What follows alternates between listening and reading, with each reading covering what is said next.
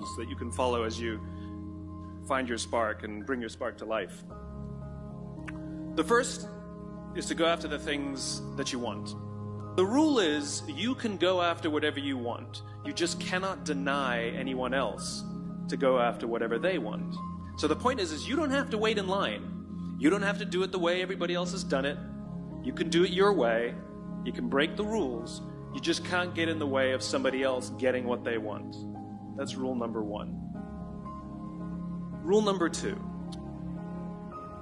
I like this one.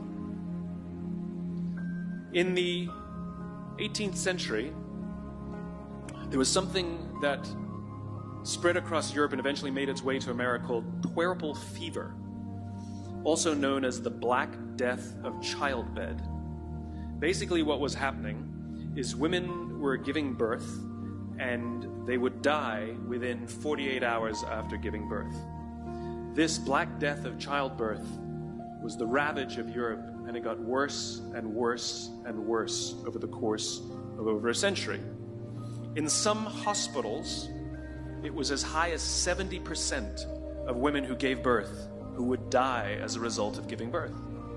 But this was the Renaissance. This was the time of empirical data and science, and we had thrown away things like tradition and mysticism. These were men of science. These were doctors.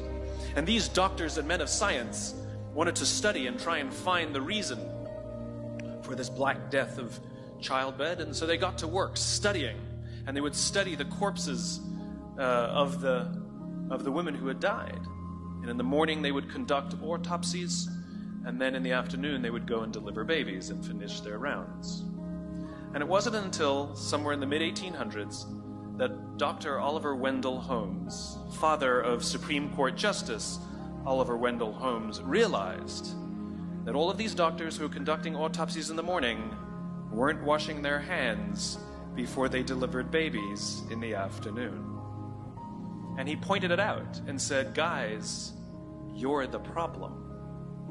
And they ignored him and called him crazy for 30 years. Until finally somebody realized that if they simply washed their hands, it would go away. And that's exactly what happened. When they started sterilizing their instruments and washing their hands, the Black Death of childbed disappeared. My point is, the lesson here is, sometimes you're the problem. We've seen this happen all too recently with our new men of science and empirical studiers, and these men of finance who are smarter than the rest of us until the thing collapsed. And they blamed everything else except themselves.